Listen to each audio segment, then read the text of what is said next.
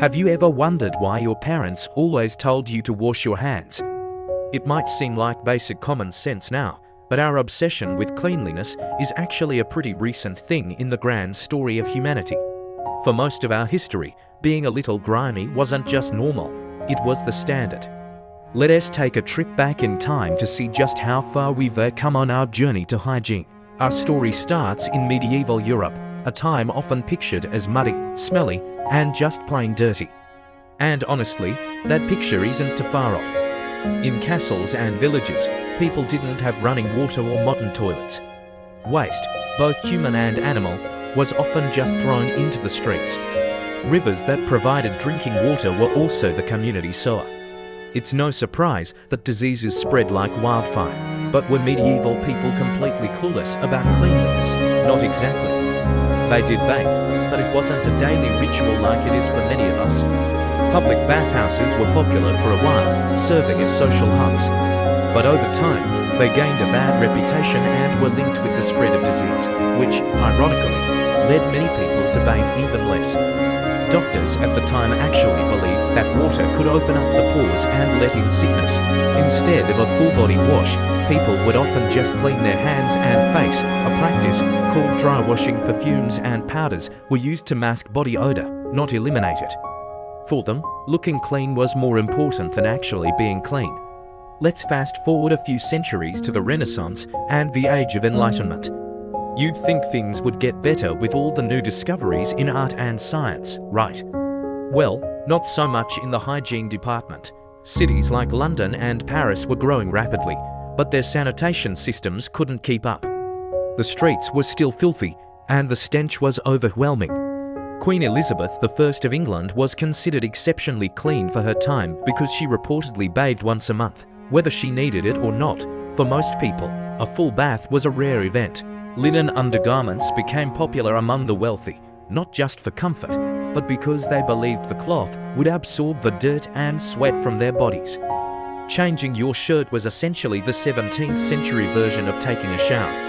The real turning point, the moment everything changed, came in the 19th century. This was the era of the Industrial Revolution, but also the era of the Great Stinks.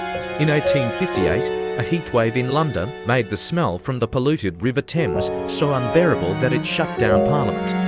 This crisis finally forced governments to act. They began building massive, modern sewer systems, an incredible feat of engineering that's still in use today.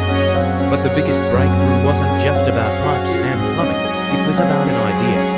A Hungarian doctor named Ignaz Semmelweis made a revolutionary discovery. He noticed that women giving birth in a hospital ward attended by doctors had a much higher death rate than those attended by midwives. He figured out why. The doctors were going straight from performing autopsies to delivering babies without washing their hands. He insisted that doctors wash their hands with a chlorine solution, and the death rate plummeted.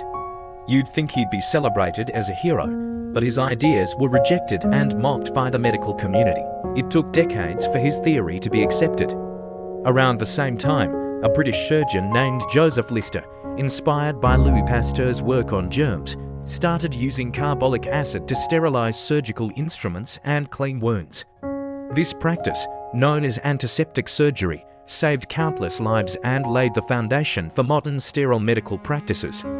The germ theory of disease was born, and with it, our modern understanding of hygiene. People finally understood that invisible microbes, not bad smells, were the real cause of sickness. This new knowledge slowly trickled down to the general public. Advertising campaigns started promoting soap, toothpaste, and personal hygiene products. Bathing became more frequent, and having a clean home became a sign of good character and social status. The bathroom, once a simple outhouse, evolved into a dedicated room inside the home, a personal sanctuary of cleanliness. Now, let's travel across the globe to modern-day Pakistan, a country with a rich and complex history of its own. Here, the story of hygiene is a blend of ancient traditions and modern challenges. Historically, cleanliness has always been deeply ingrained in the culture, particularly through religious practices. In Islam, performing wudu or ablution, a ritual washing of the hands, face, arms, and feet, is required before daily prayers.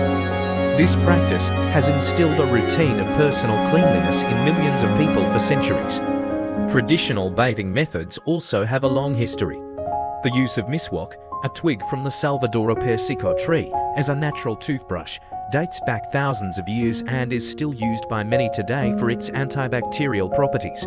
These ancient practices show that an awareness of hygiene has long been part of the cultural fabric.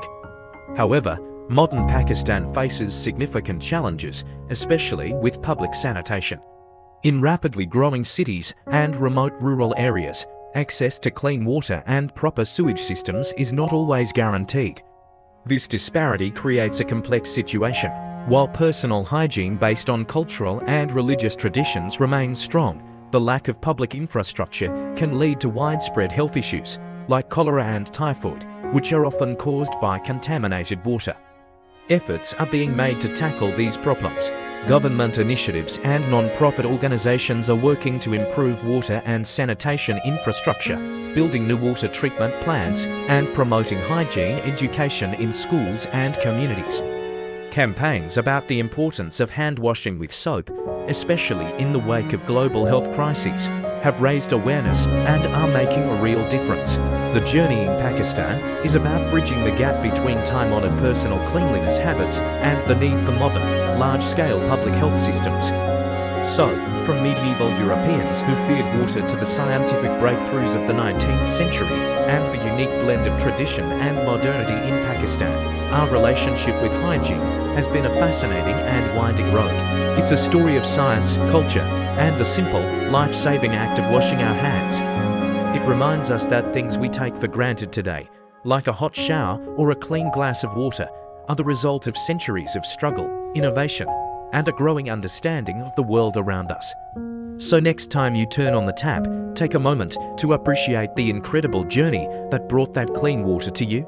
Thanks for watching. If you found this dive into history interesting, don't forget to like this video and subscribe to our channel for more stories about how our world came to be. See you next time.